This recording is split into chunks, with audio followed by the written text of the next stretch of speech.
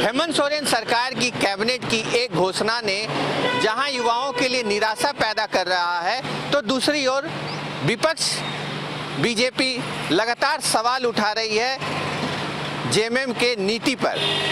इसे लेके किस तरह से राजनीति चरम पर है वो भी हम आपको सुनाते हैं, लेकिन कैबिनेट की घोषणा क्या हुआ है वो पहले जानिए।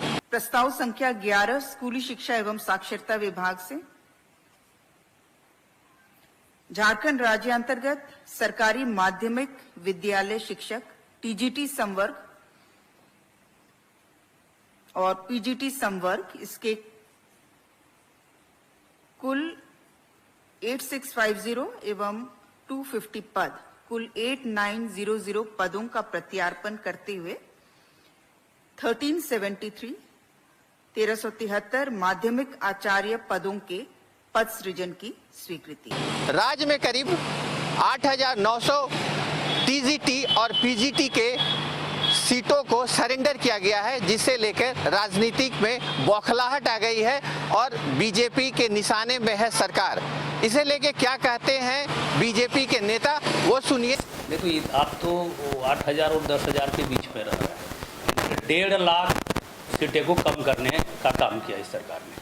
और दूसरी बात, विगत 5 सालों में इस सरकार में, अब देखे होंगे, शिक्षा के क्षेत्र में जो क्रांति आ रही थी भारतीय जनता पार्टी की सरकार में, उसको ब्रेक करने का काम किया। पहले नीतियां इन्होंने निरस्त की, नीतियां कोई बनाई नहीं इन्होंने।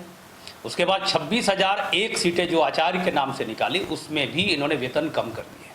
और ये अभी ये जो कर रहे हैं, शिक्षा को गर्त में ले जाने की तैयारी है हेमंत सोरेन जी। ये नहीं चाहते हैं कि झारखंड पढ़े और झारखंड बढ़े, इनकी मंशा ही वो है। और जिस तरीके से कांग्रेस पार्टी ने गरीबों को समाप्त करने के काम के लिए नीतियां बनाती थी, ये तो नीति ही नहीं बना रहे हैं। और नियुक्तियों को लेकर के ये हमेशा से चोरी करने का, यानी उगाही करने का इनकी जो नीतियां रही हैं, ये सरकार की नियति बन चुकी है। और मैं दावे के साथ कह सकता हूँ कि ये सरकार विगत 5 सालों में कोई काम नहीं की, केवल धांधलियाँ अपनाई और अनियमितताएँ की। और आने वाले 5 वर्षों में भी ये सरकार कुछ नहीं करेगी, केवल नौकरियां समाप्त करने का ही काम करेगी। और जो भी नीतियां के माध्यम से बना करके नीतिगत फैसले लेकर के भारतीय जनता पार्टी की सरकार में एक रास्ता बनाया हुआ था, उस रास्ता को ये ब्लॉक करने का काम कर रही है।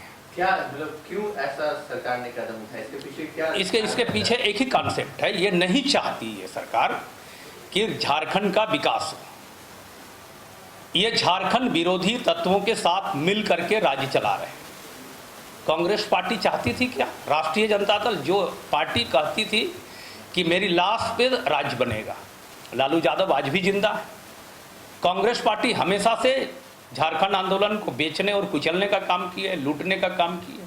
वो पार्टी से अपेक्षा रख सकते हैं। और झारखंड मुक्ति मोर्चा हमेशा से एक मुखौटीधारी पार्टी बन के काम कर रही है।